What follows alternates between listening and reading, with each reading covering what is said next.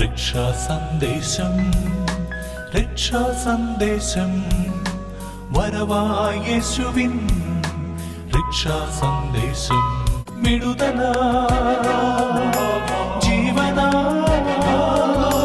വിടുതലായി ജീവനായി രക്ഷാസന്ദേശം വരവായ യേശുവിൻ രക്ഷാസന്ദേശം രക്ഷാസന്ദേശം രക്ഷാസന്ദേശം. കർത്താവിൻ്റെ വലിയ നാമത്തെ നന്ദിയോടെ സ്തുതിക്കുന്നു, ദൈവത്തെ സ്തോത്രം ചെയ്യുന്നു. അനുഗ്രഹിക്കപ്പെട്ട പ്രിയ ദൈവമക്കളെ, ദൈവവചനത്തിന് മുമ്പിൽ നമുക്കായിരിക്കാൻ ദൈവം തന്ന കൃപയെ ഓർത്ത് നല്ലവനായ ദൈവത്തെ നമുക്ക് ഹൃദയപൂർവ്വം സ്തുതിക്കാം, നമുക്കവനെ സ്തോത്രം ചെയ്യാം. ഇന്ന് നാം ചിന്തിക്കുന്നത് ആവർത്തന പുസ്തകം 11-ാം അധ്യായത്തിൻ്റെ 26 മുതലുള്ള വാക്യങ്ങളാണ്. വേദപുസ്തകത്തിലെ വളരെ പ്രധാനപ്പെട്ട ഒരു വിഷയമാണ് ശാപവും അനുഗ്രഹങ്ങളും. Curse and blessing. വിശ്വാസ ജീവിതത്തിൽ നമ്മൾ പഠിച്ചിരിക്കേണ്ട 2 വിഷയങ്ങൾ. എന്താണ് ശാപം, എന്താണ് അനുഗ്രഹം, എന്തുകൊണ്ടത് വരുന്നു, എങ്ങനെ നമുക്കതിനെ തരണം ചെയ്യാം. ഈ കാര്യാദികളെക്കുറിച്ചുള്ളതായൊരു പഠനം ഈ കാലഘട്ടത്തിൽ വളരെ അനുപേക്ഷണീയമായിരിക്കുന്നു. കാരണം എന്തും ചെയ്യാം, എന്തും പ്രവർത്തിക്കാം, ആരോടും എന്തും പറയാം, എങ്ങനെ വേണമെങ്കിലും ആകാം എന്നുള്ള വെറും തോന്നിവാസമായ, വെറും സ്വാർത്ഥപരമായ ഒരു തീരുമാനവും ഒരു പ്രവൃത്തിയും ഒരു നടത്തിപ്പും എല്ലാമാണ് നമുക്കിന്ന് എവിടെ നോക്കിയാലും കാണുവാനായിട്ട് കഴിയുന്നത്. ഇവിടെ ഇസ്രായേൽ ജനത്തെ സംബന്ധിച്ചിടത്തോളം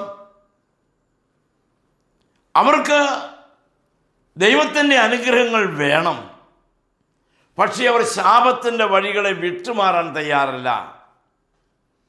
ശാപത്തിൻ വഴിയിൽ നിൽക്കുമ്പോൾ എങ്ങനെ ഒരു മനുഷ്യൻ അനുഗ്രഹിക്കപ്പെടും? ശാപവും അനുഗ്രഹവും തമ്മിൽ 2 സമാന്തര പാതകളാണ്. അവ തമ്മിൽ എങ്ങും ഒരിക്കലും കൂട്ടിമുട്ടുകയില്ല. ശാപത്തിൻ്റെ മുഴുവൻ ഉടമസ്ഥാനം നമ്മൾ തന്നെയാണ്. നമ്മളാണ് ശാപയികമായ സാഹചര്യത്തിന് വഴിയൊരുക്കുന്നവർ. എന്നാൽ അതിൻ്റെ നേരെ തിരിച്ചുള്ളത് അനുഗ്രഹം എന്നുള്ളതാണ്. അനുഗ്രഹിക്കപ്പെടാനും നമ്മൾ തന്നെയാണ് കാരണം.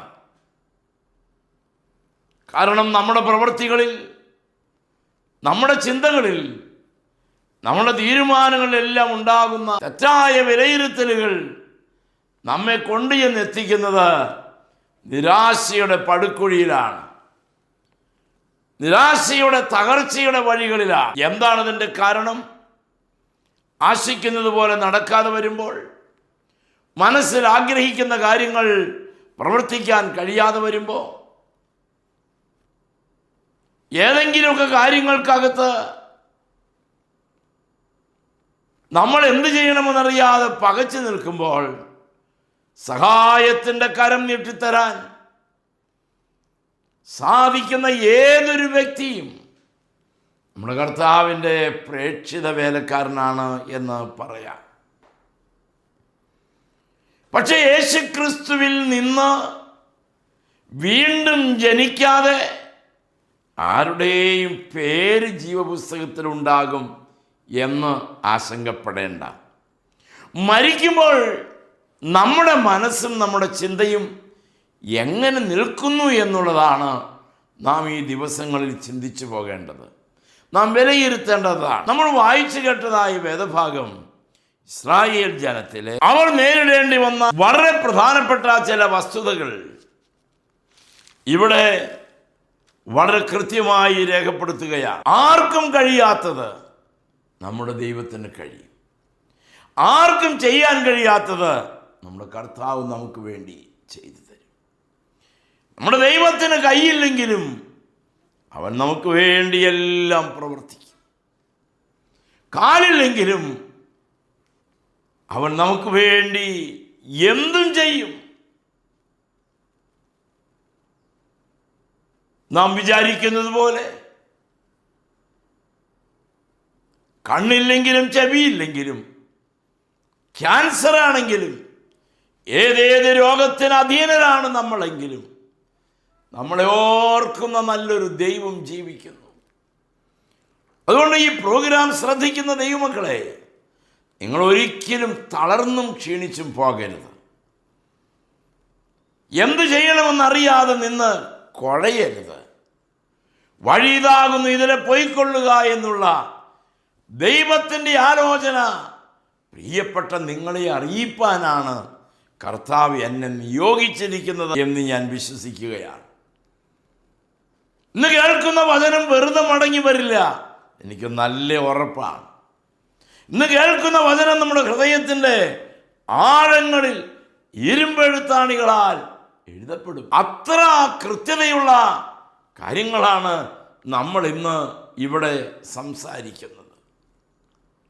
പ്രിയ സഹോദരി സഹോദരങ്ങളെ, നമ്മൾ തിരിച്ചറിവിന്റെ പ്രായമായപ്പോൾ നമുക്കെല്ലാം കൈപ്പിടിയിൽ ഒതുങ്ങും എന്ന സാഹചര്യങ്ങൾ വന്നപ്പോൾ വിവിധങ്ങളായ തസ്തികളിൽ വിവിധങ്ങളായ കാര്യങ്ങളിലൊക്കെ നമ്മുടെ ആളുകൾ പ്രവേശിപ്പിക്കപ്പെട്ടു. പക്ഷേ പല ആളുകളും ധാരാളം ചോദ്യങ്ങൾക്കകത്താണ്. ഒരു തയ്യാറെടുപ്പിന് വേണ്ടി തയ്യാറല്ല. മരണത്തിന് മുൻപുള്ള ഒരു ഒരുക്കത്തിന് വേണ്ടിയും തയ്യാറല്ല. എപ്പോൾ നമ്മൾ മരിച്ചാലും ശപിക്കപ്പെട്ടവനായി മരിക്കരുത്. ഏത് പ്രായത്തിൽ നമ്മൾ മരിച്ചു പോയാലും ദൈവകൃപയിൽ നിന്ന് അന്യമായി പോകരുത്. നമ്മളെ ഉള്ളതുപോലെ അറിയുന്ന ഒരു സർവശക്തനായ കർത്താവ് നമുക്കുണ്ടല്ലോ. ആകയാൽ ഭയപ്പെടേണ്ട, ഭ്രമിച്ചു നോക്കേണ്ട. ഞാൻ നിന്നെ ശക്തീകരിക്കും, ഞാൻ നിന്നെ സഹായിക്കും, എൻ്റെ ബലമുള്ള ഭുജം കൊണ്ട് നിന്നെ താങ്ങും. ഈ വാഗ്ദത്തങ്ങളൊക്കെ എത്രയോ മനോഹരങ്ങളാണ്, എത്രയോ ശ്രേഷ്ഠമാണ് ഈ വാക്യങ്ങൾ, എത്രയോ അനുഗ്രഹീതമാണ് ഈ വാക്യം. നമ്മുടെ ആത്മീക ജീവിതത്തിന് അത് മതിയാകും. എനിക്കൊന്നേ പറയാനായിട്ടുള്ളൂ, ഉപരിപ്ലവമല്ല ക്രിസ്തീയ ജീവിതം. അത് അവധാനതയോടെ എടുക്കേണ്ട തീരുമാനമാണ്. അത് മറ്റേതെങ്കിലും പ്രകാരത്തിൽ അവസാനിപ്പിച്ചെടുക്കേണ്ട ഒന്നല്ല. കർത്താവിൻ്റെ നാമത്തിൻ്റെ മഹത്വത്തിനായി ഏതെല്ലാം വിധത്തിൽ എത്രയെത്ര ശ്രേഷ്ഠമായ രീതിയിൽ അത് പൂർത്തീകരിക്കാൻ കഴിയുന്നുവോ അതാണ് ജീവിതത്തിലെ ഏറ്റവും കരണീയമായ കാര്യം. നമ്മുടെ ജീവിത സാഹചര്യത്തിൽ, നമ്മുടെ ചുറ്റുപാടുകളിൽ ഇടം വലം നോക്കിയാൽ, മുന്നോട്ട് നോക്കിയാൽ, പിന്നിട്ട വഴികളിലേക്ക് നോക്കിയാൽ എത്രയെത്ര ജീവിതം ആശയറ്റ് പ്രതീക്ഷകൾ നശിച്ച് ദൈവകൃപയിൽ നിന്ന് വീണുപോയിരിക്കുന്ന ദൈവമക്കളെ, അരുത്. വിശ്വാസത്തിൻ്റെ പാതയിൽ പതറാതെ, തകരാതെ, തളരാതെ നിൽപ്പാൻ എല്ലാവരും ഒരുങ്ങണം. എല്ലാവരും അതിനായിട്ട് ഒരുങ്ങണം. എന്താണ് നമ്മൾ ഈ വാക്യത്തിൽ വായിക്കുന്നത്? ഇതാ ഞാൻ ഒരു ഉടമ്പടി ചെയ്യുന്നു, ഞാൻ നിന്നോടൊരു ഉടമ്പടി ചെയ്യുകയാണ്. Big covenant. ദൈവം മോശയോടൊരു ഉടമ്പടി ചെയ്തു. അബ്രാഹാമിനോടും ഇസ്ഹാക്കിനോടും യാക്കോബിനോടും ചെയ്തതുപോലെ ഇവിടെ ഇതാ യാക്കോബിനോട് ദൈവം ഒരു ഉടമ്പടിയിൽ ഏർപ്പെടുകയാണ്. എന്താണത്? അനുഗ്രഹവും ശാപവും ഞാൻ നിന്റെ മുൻപിൽ വയ്ക്കുകയാണ്. അനുഗ്രഹവും ശാപവും. അതൊരു പക്ഷേ ധാരാളം വ്യക്തികളിലൂടെ കയറിയിറങ്ങിപ്പോന്ന സംഭവങ്ങളായിരിക്കാം. പക്ഷെ നമ്മുടെ കർത്താവ് എല്ലാവരെയും സ്നേഹിക്കുന്ന, ഒരുപോലെ കരുതുന്ന, ഒരുപോലെ ചരുതിച്ച് വെച്ച് കഴുകൻ തൻ്റെ കുഞ്ഞുങ്ങൾക്കെന്ന പോലെ പറക്കാൻ പഠിപ്പിച്ചു കൊടുക്കുന്നവനാണ് ശൗൽ. അതുപോലെയാണ് ഓരോ വിശ്വാസ ജീവിതത്തിൽ എന്തു വന്നാലും തകരാതിരിക്കണം, എന്തു വന്നാലും തളരാതിരിക്കണം. ഏതെല്ലാം പ്രശ്നങ്ങൾ ഉണ്ടെങ്കിലും തളർന്നു പോകരുത്. നമ്മളെക്കുറിച്ച് നമ്മുടെ ദൈവം ആഗ്രഹിക്കുന്ന ഏറ്റവും പ്രധാനപ്പെട്ട കാര്യം, നമ്മുടെ കർത്താവ് നമ്മളെ എന്തേൽപ്പിച്ചാൽ, നമ്മുടെ കർത്താവ് നമ്മളെ എന്തേൽപ്പിക്കുന്നുവോ ഏൽപ്പിക്കുന്നതിലെല്ലാം വലിയ കൃപ അനുഭവിപ്പാനിടയാകേണ്ടതിന് വേണ്ടി എല്ലാവരും പ്രാർത്ഥിക്കും. പഴയ വീഞ്ഞ് നമ്മൾ ഒരിക്കലും പുതിയ വീഞ്ഞിൽ കലർത്താറില്ല. നമ്മൾ കഴിക്കുന്ന പ്രാർത്ഥനയ്ക്കും നമ്മൾ ചെയ്യുന്ന പ്രവൃത്തികൾക്കും നമ്മൾ ചെലവിടുന്ന സമയത്തിനും എല്ലാം ഒരു നാളിൽ കണക്ക് ചോദിക്കുന്ന കാലം വരും. നമ്മളെ കൊണ്ട് മറുപടി പറയിപ്പിക്കുന്ന കാലം വരും. അതുകൊണ്ട് പ്രിയ സുഹൃത്തെ, വിശ്വാസ ജീവിതത്തിൽ ആരെല്ലാം നമ്മളെ പിറകോട്ട് പിടിച്ചു വലിച്ചാലും അത്രത്തോളം ശക്തിയോടെ നാം മുന്നോട്ട് കുതിക്കണം.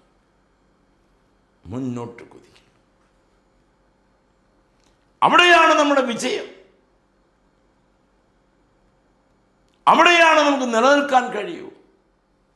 അവിടെയാണ് ആ വിടുതൽ നമ്മൾ അനുഭവിക്കണം. ഇന്ന് നാം ഈ വചനം കേൾക്കുമ്പോൾ തകർന്നുപോയ ശില്പങ്ങളെ പണിയാൻ, തകർന്നുപോയ പാത്രങ്ങളെ ചേർത്ത് വയ്ക്കാൻ, തകർന്നുപോയ വിശ്വാസ സംഹിതകളെ ഒന്നിച്ചാക്കാൻ,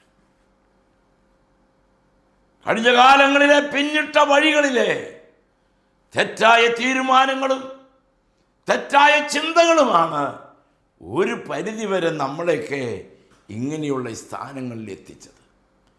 വളരെ പെട്ടെന്ന് തീരുമാനങ്ങൾ അങ്ങ് എടുത്തു. പക്ഷെ ഒരു കാര്യമില്ലേ, പെട്ടെന്ന് തീരുമാനമെടുത്തവർ പെട്ടെന്ന് സഹതപിക്കേണ്ടി വരും.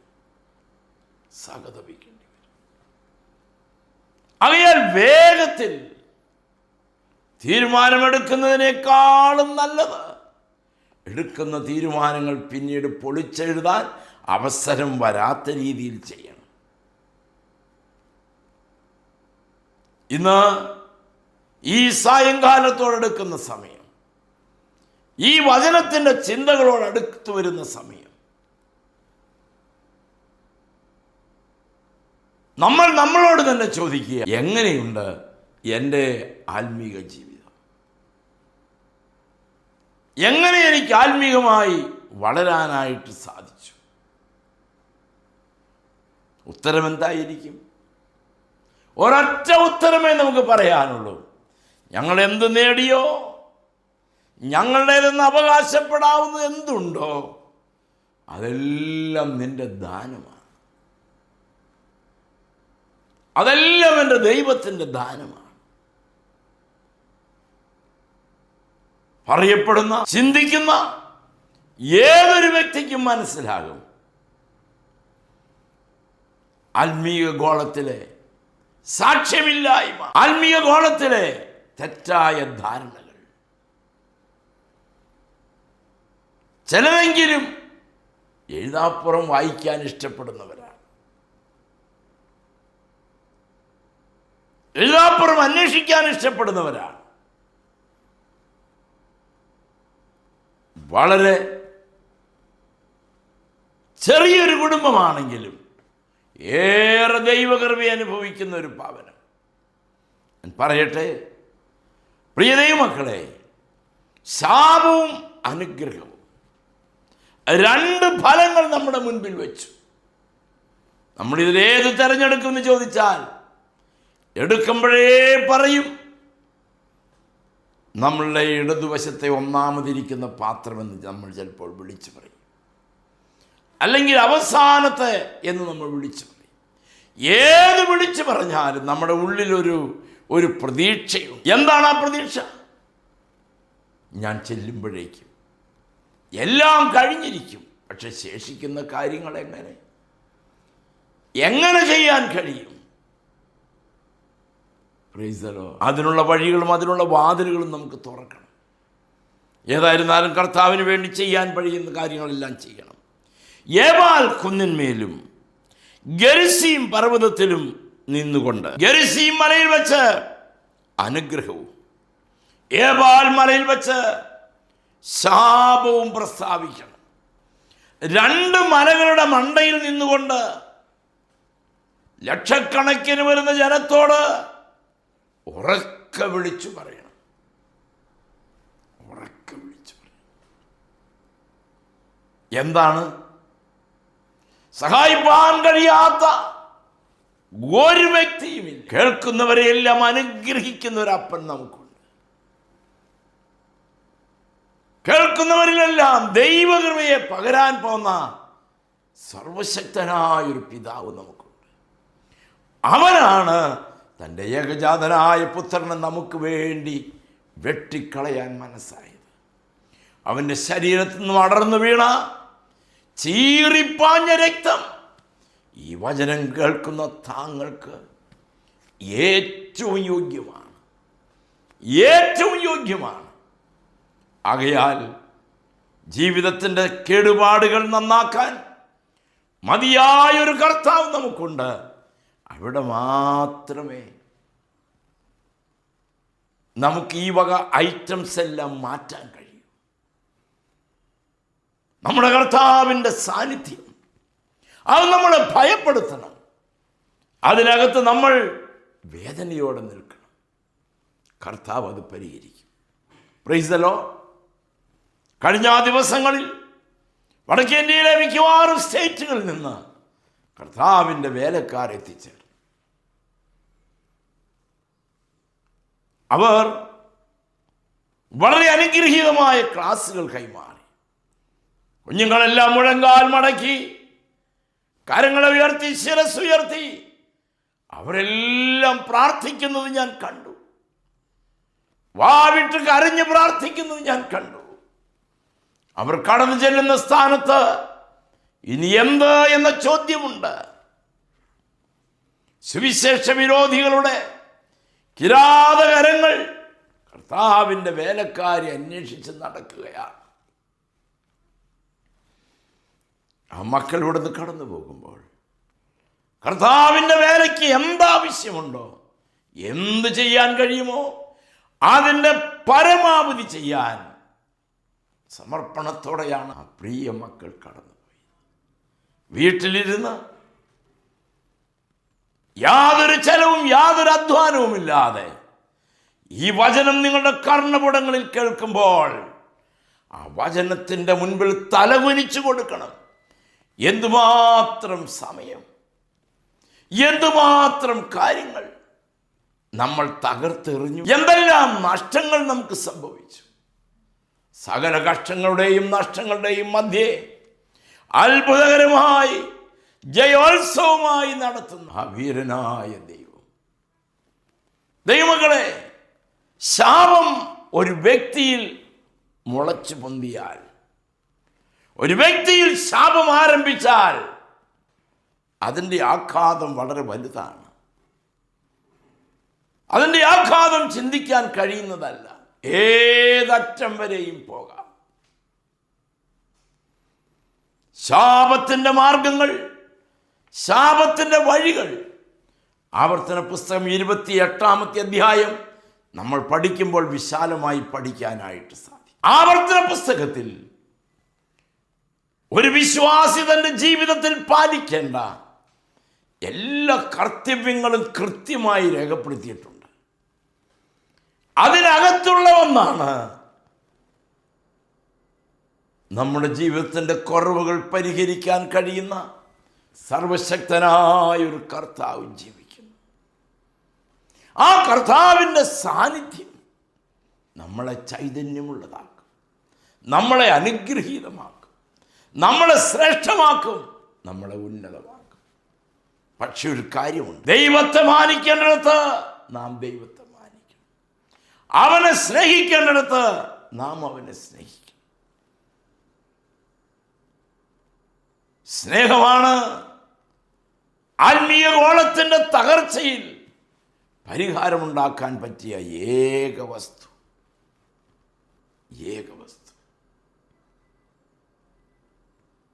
നമ്മുടെ ഭവനം, നമ്മുടെ ചുറ്റുപാടുകൾ ശാപവിമുക്തമാക്കി തീർക്കണം. ശാപവിമുക്തമാക്കണമെങ്കിൽ നമ്മുടെ സ്വഭാവത്തിനും ചിന്തയ്ക്കും പ്രവൃത്തിക്കും മാറ്റം വരണം. അപ്പോസ്തലനായ പത്രോസിന്റെ ഭാഷയിൽ പറഞ്ഞാൽ, കർത്താവായ യേശു ക്രിസ്തു നമുക്ക് വേണ്ടി പാപമാക്കി നമുക്ക് വേണ്ടി ഒരു യാഗകുഞ്ഞാട് തെരഞ്ഞെടുക്കപ്പെട്ടു. നമുക്ക് വേണ്ടി ഒരു യാഗകുഞ്ഞാട് അറുക്കപ്പെടുവാൻ തക്കവണ്ണം മോറിയ മലയുടെ മണ്ടയിലേക്ക് നടത്തിക്കൊണ്ടുപോയി. പക്ഷെ വെട്ടാൻ സമ്മതിച്ചില്ല. ഇന്ന് ഈ വചനം കേൾക്കുമ്പോൾ കർത്താവിനോട് പറഞ്ഞ വാക്കും വാചകവും മറക്കരുത് സുഹൃത്തെ, മറക്കരുത്. അവൻ്റെ അത്ഭുത കരങ്ങളെ ഓർക്കണമെന്ന്. ജീവിതത്തിലെ ഏറ്റവും ധന്യ നിമിഷം എന്ന് പറയുന്നത് കർത്താവിനെ ഓർക്കുന്ന നിമിഷമാണ്. ഏറ്റവും ശ്രേഷ്ഠമായ പ്രവൃത്തി എന്ന് പറയുന്നത് കർത്താവിൻ്റെ വേല എന്ന ശുശ്രൂഷയാണ്. അതൊക്കും മേലെ ഒന്നുമില്ല. സ്നേഹവും സന്തോഷവും സഹോദരപ്രീതിയും സൗമ്യതയും ഇതെല്ലാം തെളിഞ്ഞു വരണം. ഇതിൻ്റെ എല്ലാം നടുവിൽ അത്ഭുതങ്ങൾ നടക്കണം. കർത്താവേ, നിനക്ക് മാത്രം അറിയാവുന്ന എൻ്റെ ജീവിതത്തിലെ കൊച്ചു കൊച്ചു കാര്യങ്ങൾ ഞാൻ അങ്ങയുടെ കരങ്ങളിലേക്ക് ഏൽപ്പിക്കുകയാണെന്ന് പറയും. അവനൊരു കാര്യവും അസാധ്യമല്ല. നാം ചിന്തിക്കുമ്പോൾ, ഇതാ ഞാനിന്ന് അനുഗ്രഹവും ശാപവും നിങ്ങളുടെ മുൻപാകെ വെച്ചിരിക്കുന്നു. ഏതാനും നിമിഷങ്ങൾ കഴിഞ്ഞാൽ മതി അതിൻ്റെ കാര്യത്തിൽ തീരുമാനമാകാൻ. ഇത്രയെല്ലാം ജീവിതത്തിൽ വന്ന് സംഭവിച്ചിട്ടും ഇപ്പോഴും നമ്മുടെ ജീവിതം ശരിയായിട്ടില്ലല്ലോ. ഇപ്പോഴും നമ്മുടെ സാഹചര്യങ്ങളെല്ലാം ശരിയായിട്ടില്ലല്ലോ. എതിർപ്പുകളുടെ നടുവിൽ, പ്രതികൂലങ്ങളുടെ നടുവിൽ ഏതെല്ലാം പ്രകാരത്തിലുള്ള കഷ്ടപ്പാടുകളുണ്ടെങ്കിലും അതിൻ്റെ എല്ലാം നടുവിൽ അത്ഭുതകരമായി നടത്തുന്ന, അത്ഭുതകരമായി നയിക്കുന്ന ഒരു നല്ല കർത്താവിനെ നമുക്ക് കിട്ടിയിട്ടുണ്ട്. ആ യേശുവിനോട് ചേർന്നിരിക്കണം. അവനോട് ചേർന്നിരിക്കുന്നത് എത്ര മോദമാണ്. കർത്താവേ, കടവും ബാധ്യതയും ഒരു ഭാഗത്ത്, പിതാവ് സൂയിസൈഡ് ചെയ്ത കാര്യം മറ്റൊരു ഭാഗത്ത്, മക്കളുടെ പഠനം മറ്റൊരു ഭാഗത്ത്, ഒന്നിനു പിറകെ ഒന്നൊന്നായിട്ട് വരുമ്പോൾ ആരാണ് ചോദിക്കാത്തത്, ഇതെന്തൊരു ശാപമാണ്? അങ്ങനെ ചോദിക്കല്ലേ. കർത്താവിനെ സ്നേഹിക്കാത്ത ഏവനും ശപിക്കപ്പെട്ടവൻ. നമ്മുടെ കാര്യങ്ങൾ കർത്താവിനോട് പറയാൻ ഒരു ഇടനിലക്കാരൻ വേണ്ട. നമ്മളോട് കൂടെയിരിക്കുന്ന ഇമ്മാനുവേൽ, അവൻ നമ്മുടെ കൂടെയുണ്ട്. പിന്നെ എന്തിനു നാം സങ്കടപ്പെടണം? ശാപം കൊണ്ട് നമ്മൾ കനം തൂങ്ങിപ്പോകുന്നുണ്ടോ? ശാപം നിമിത്തമായി നമ്മൾ തളർന്നും തകർന്നും പോകുന്നുണ്ടോ? ക്ഷീണിച്ചു പോകുന്നുണ്ടോ? വേണ്ട. ഞാൻ നിന്നെ ശക്തീകരിക്കും, ഞാൻ നിന്നെ സഹായിക്കും, എൻ്റെ ബലമുള്ള ഭുജം കൊണ്ട് നിന്നെ താങ്ങും. ഇതുപോലെ ദൈവമക്കളെ, ഈ വാഗ്ദത്തം പോരായോ? എന്തെല്ലാം നഷ്ടപ്പെട്ടും തകർന്നും തളർന്നും പോയാലും എൻ്റെ കർത്താവിനെ പോലെ നല്ലവനില്ല. 1 കൊരിന്ത്യർ ലേഖനം 16:22 അവിടെ നാം ഇങ്ങനെ വായിക്കുന്നു, കർത്താവിനെ സ്നേഹിക്കാത്ത ഏവനും ശപിക്കപ്പെട്ടവൻ. കർത്താവിനെ സ്നേഹിക്കാത്ത ഏവനും ശപിക്കപ്പെട്ടു. ശാപം മാറാനുള്ള പോംവഴി കർത്താവിനെ ആഴമായി സ്നേഹിക്കുക എന്നാണ്. കർത്താവിൻ്റെ സ്നേഹത്തിലേക്ക് വരിക എന്നുള്ളതാണ്. ദൈവത്തിൻ്റെ പരിശുദ്ധാത്മാവ് അതിനായി നമ്മളെ വിളിക്കുകയാണ്. ശാപം, പാപം, രോഗം ഇതെല്ലാം നമ്മെ വിട്ടു പോകട്ടെ. കർത്താവിൻ്റെ രക്തം അതിന് മതിയായതാണ്. ഐ ലവ് യു ജീസസ് എന്ന് യേശുവിനോട് ഹൃദയത്തിൽ നിന്ന് പറയൂ. അവൻ നമുക്ക് വിടുതൽ തരും. അനാവശ്യമായ പണച്ചെലവുകളെ കർത്താവ് ഒഴിവാക്കി തരും. നിത്യമായ സ്നേഹം തന്ന് അവൻ പരിപാലിക്കും. ആ കർത്താവിനോട് കൂടി ആയിരിക്കാം. ദൈവം നമ്മെ അനുഗ്രഹിക്കട്ടെ. ഒത്തിരി സന്തോഷം, ഒത്തിരി നന്ദി. Praise the Lord.